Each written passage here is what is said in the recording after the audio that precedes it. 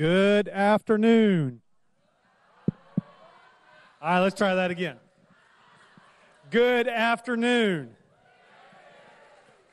We are excited to have this opportunity this afternoon, and we're excited that all of you could be here to hear our guest speaker. It is my pleasure and my honor to invite,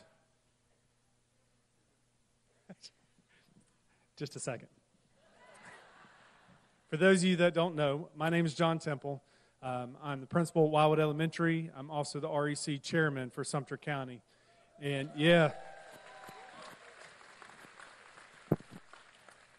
we are so fortunate and blessed that not too long ago we had the president in our backyard.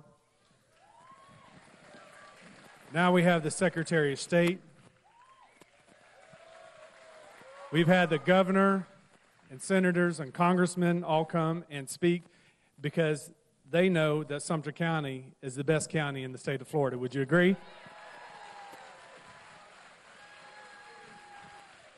We've got a big year ahead. This is an important election, not just for our president election, but our local as well. If you're not involved in a local organization, I strongly encourage you to reach out to myself, to many of the committee members that are here today, and get you involved, because we're going to need your help. We're going to need your support in making sure that we reelect our president, that we also reelect our local officials that are running for office. All right. Now, it is my honor and pleasure to invite our Secretary of State, the Honorable Mike Pompeo, to the stage. Yes, sir. Thank you. Thanks, everybody. Thank you. Good afternoon. How y'all doing?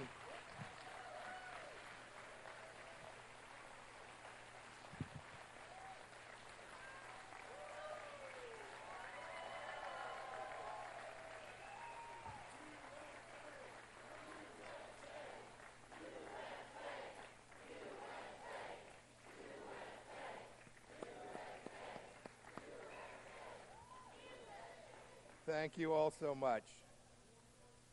Thank you. Thank you all so much for being here with me today. We're going to have a lot of fun. I'm going to talk to you about America First foreign policy in the Trump administration. I want to begin by thanking the Sumter County Teen Court for the invitation. Thank you all for inviting me here today. It is great to be here with so many patriots, so many Floridians. It beats the heck out of that other swamp. You know, this great state is home to almost 1.5 million veterans. I think we've got people from American Legion Post 347 that's right nearby. Anybody here today from 347? I'm a member of the American Legion back home in Wichita, Kansas. They told me to send my regards from South Central Kansas. Got any Wichita soccer fans here? No, all right. You can't have it all. Look, it's great to be with you. Speaking of veterans, I get the privilege as America's 70th Secretary of State of traveling all over the world to represent President Trump and our great nation.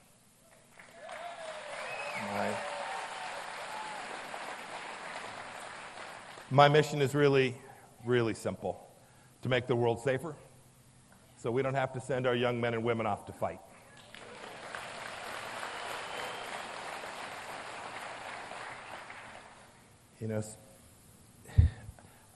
In President Trump's administration, we stare at the world as it really is, as it actually is, the reality on the ground, the same way you do each and every day in your lives. You can't pretend, you can't wish. You have to work within the world in which we live, in which it exists. And the good news is, in spite of what you may read elsewhere, that people don't like America, everywhere I go, I see a deep love for our country and for you.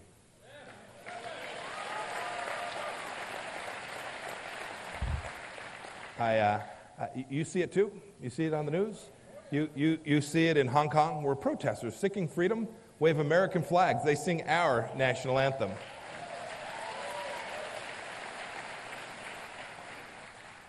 I've seen it too in Iran.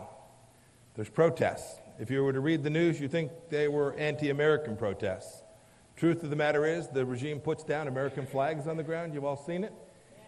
And Iranians refuse to step on it. They walk around. They have respect for our country. They want freedom. They want freedom just like we all have and enjoy here in the United States of America. I've traveled to almost 60 countries in my 20 months as Secretary of State, and I see this love for our nation everywhere. From Bogota to Vietnam, from Australia to Italy, well-wishers line the streets as America's Secretary of State drives by. And it's not because of me that when that beautiful American plane lands, they want to see me. It's not because of Mike. It's because I'm America's Secretary of State. And I represent this great country. Make no mistake about it. The world knows what you stand for, what we stand for, what our country stands for, and they want it too. They want to have the freedom and liberty and democracy that our founders gave to us. This is the home of the brave and the land of the free, and we're darn lucky to have it. And it's folks like you who help me deliver that each and every day. Our founders got it right. They changed the course of human history. People all across the world know this. They know America is special. I've seen it. I've seen it up close. I saw it, decades ago when I was a young Army captain, when I was in my M1 tank, patrolling the East German border. On one side, there was freedom and liberty, and on the other side, tyranny. And never forget, when that wall came down, when the East Germans gave up, traffic traveled one way. It traveled towards freedom. It's always the case in human history.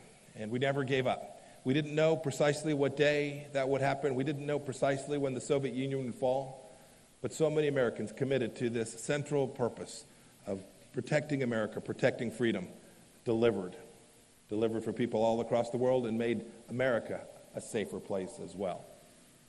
You know what else? You know what else we stand for and the world loves? They love that we stand for religious liberty as well.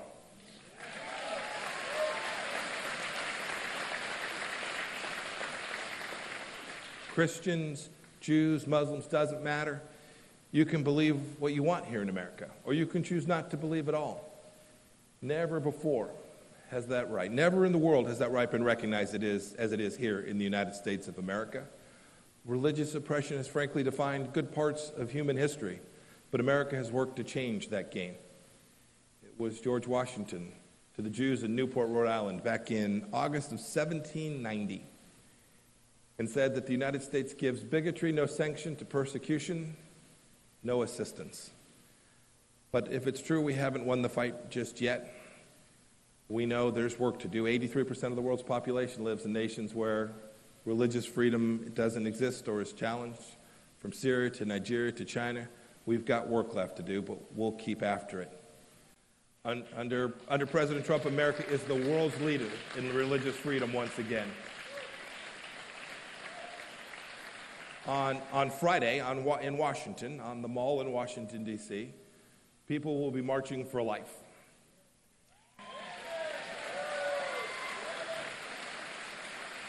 President Trump will be there, the first time in history that an American president has attended the world's largest human rights rally. You should know that the State Department has an important role in protecting life as well. In previous administrations, your taxpayer dollars had gone to underwrite abortions around the world. Never in this administration, not $1 ever.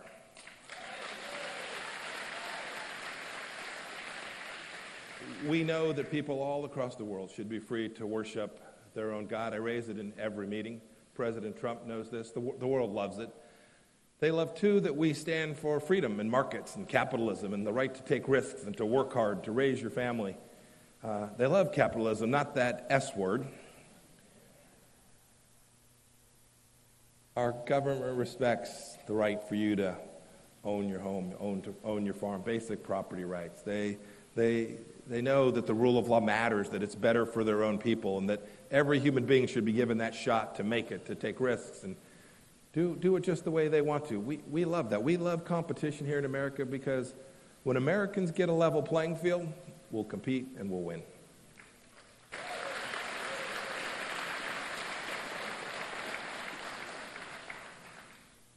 For too long, we weren't winning. Now we have a president who's getting it done. Is anybody tired of winning yet? I was out in Silicon Valley last week. I was asked what surprised me most since I became America's Secretary of State.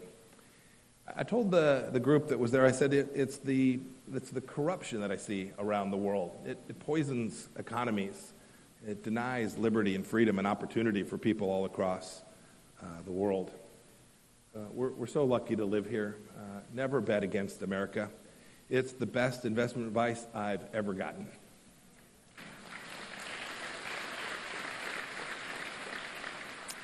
Now, I know there are other nations that think they have better models.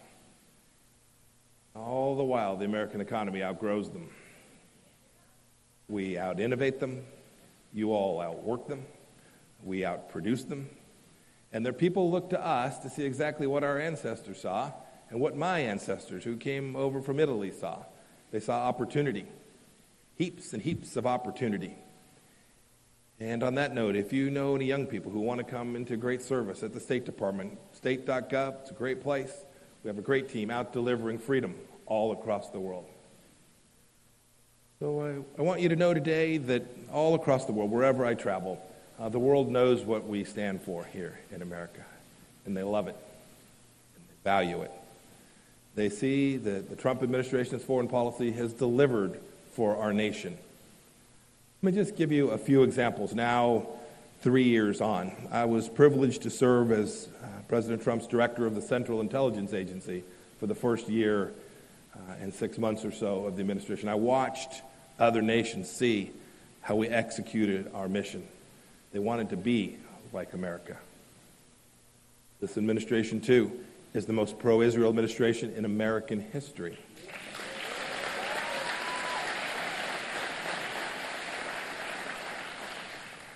We recognize the reality in the Golan Heights. We moved, as politicians for decades had committed they would, we moved our embassy to Jerusalem. The vice president was just there today. Prime Minister Netanyahu and Lieutenant General Gantz will be in Washington next week.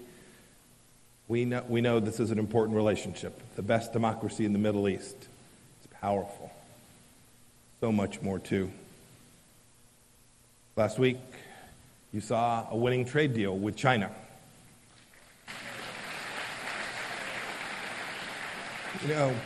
You know, President Trump had just a simple way of thinking about this, which is, well, this relationship's just not fair. When an American company wanted to go sell their products in China, when I was a small business owner, I saw this, it was really hard to do.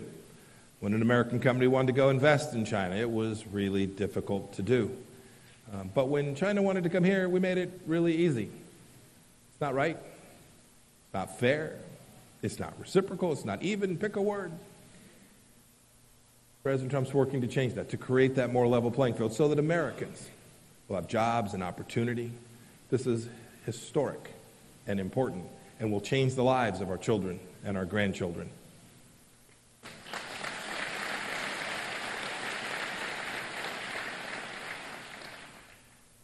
As we turn the new year too, the work that the State Department had done to build out a coalition to confront the Islamic Republic of Iran has borne fruit as well.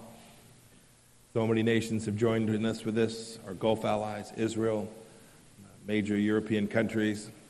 They see clearly the threat that the Ayatollahs pose to the region and the world. You know, there was this really bad guy. And this really bad guy killed over 600 Americans. Some of them were from Florida. Some of them were from Kansas. Some of them were my friends, I'm sure. Some of them were yours. He maimed hundreds and hundreds more. And then this terrorist was continuing to plot against America. We could see it. Traveled to Beirut, traveled to Damascus, and then he was headed for Baghdad. And he was headed there to continue to plot, to kill more Americans. President Trump said, "We are not going to let Qasem Soleimani take another American life."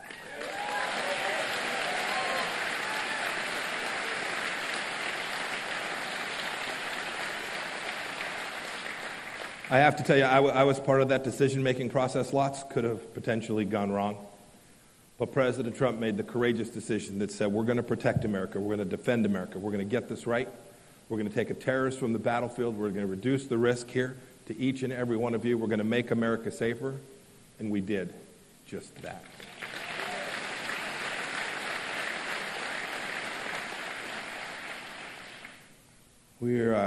We're protecting and defending freedom and advancing it around the world in lots of places. We're advancing freedom in Cuba. We're working to restore democracy in Venezuela. You know this here. You know this here in Florida. These are tyrannies. These are leaders that have destroyed countless lives. Now some 6 million people have fled Venezuela only because this madman Maduro destroyed their ability to even make a living for their families, to take care of their kids. That's not right. It's not decent in America. We'll stand with the Venezuelan people until we can have a free and fair election and restore democracy to that once proud nation.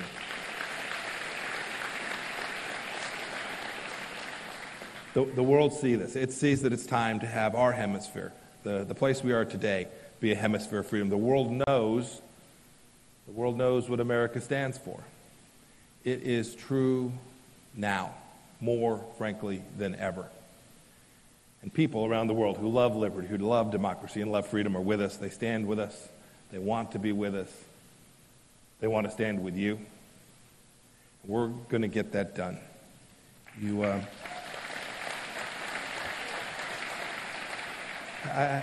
You see it in places as far-flung as Ukraine, where this president stood against Russian tyranny and delivered defensive weapon systems to the Ukrainian people so they could defend their own freedom.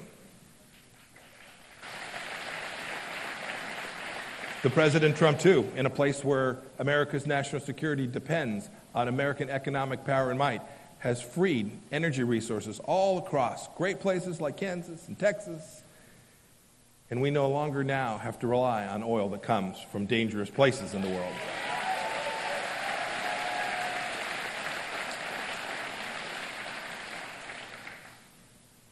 This is what President Trump and his foreign policy have delivered on in the first 3 years.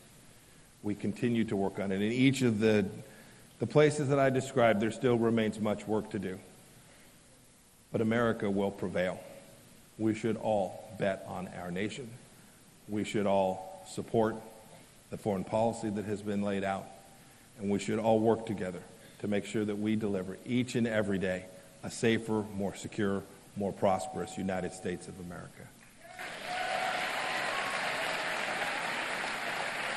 Thank you. Thank you all for joining me here this afternoon. The President's on his way to Florida, too. He said he'll be in Miami shortly. We are committed to continuing to make sure that you and your children and grandchildren can live in freedom and can live in this very special nation. May God bless each and every one of you, and may God bless the great nation of the United States of America. Thank you all. Thank you all. Thank you all. Thank you, everybody. Thank you.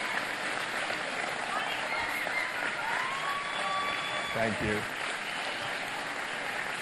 Thanks, everybody. So long. Thank you.